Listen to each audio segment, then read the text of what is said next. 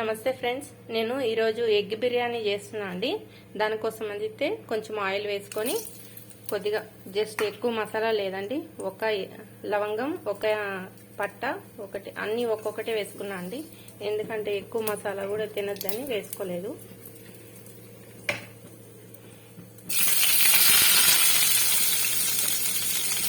Onions వేసుకోవాలి.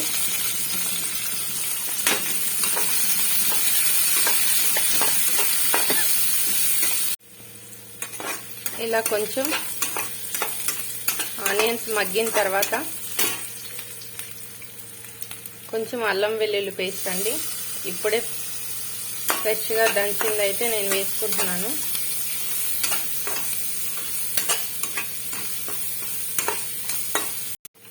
ఇది అల్లం వెల్లుల్లి పేస్ట్ బాగా మగ్గిన తర్వాత కొద్దిగా ఒక 2-3 పచ్చిమిర్చి పేస్ట్ చేసుకున్నాను అండి. ఆ పేస్ట్ని అయితే వేసేస్తున్నాను. మనం పచ్చిమిర్చి తరుక్కొని కూడా వేసుకోవచ్చు. నేనైతే కొంచెం ఘాటుగా స్పైసీగా ఉంటుంది కాబట్టి ఇలా వేసుకుంటున్నాను. అది కాక పంటి కింద తీస్తే మళ్ళీ పడేస్తారని ఇలా కొంచెం పుదీనా, టమాటా,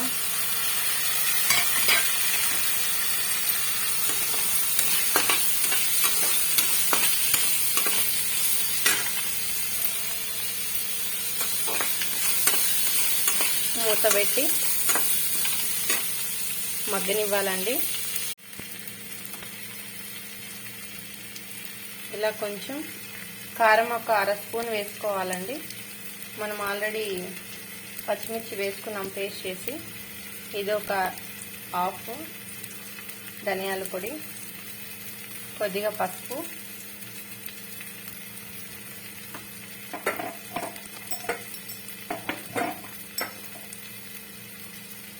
గరం మసాలా,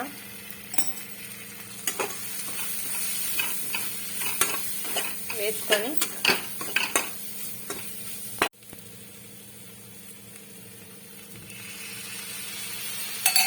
పెరుగు అయితే వేసుకోవాలండి. కొంచెం ఎక్కువ అవసరం లేదు, సిమ్లోనే పెట్టాలండి. ఎక్కువ హై ఫ్లేమ్లో పెట్టద్దు. పెరుగు వేస్తే మంచిగా ఉండదు, విరిగిపోయినట్టు అనిపిస్తుంది. ఒక్క నిమిషం మగ్గిన తర్వాత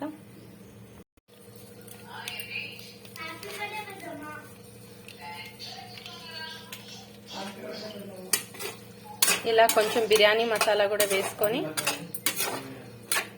ఇప్పుడు బియ్యంకి 1కి 2 అయితే వేసుకోవాలండి వాటర్.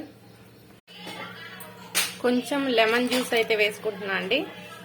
కొంచెం ఒక 1/2 టీ స్పూన్ గీ అయితే వేసుకున్నాను. ఇలా మొత్తం బాగా కలుపుకొని ఉప్పు కూడా వేసుకోవాలండి. వేసుకొని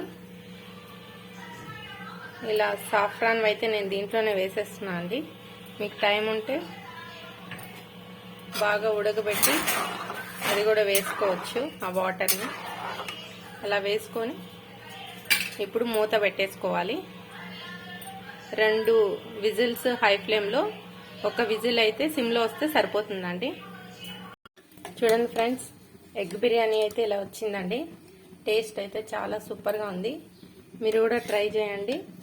దీంట్లోకి అయితే నేను ఇలా పెరుగు పచ్చడిని అయితే చేసుకున్నా అండి. Thank you.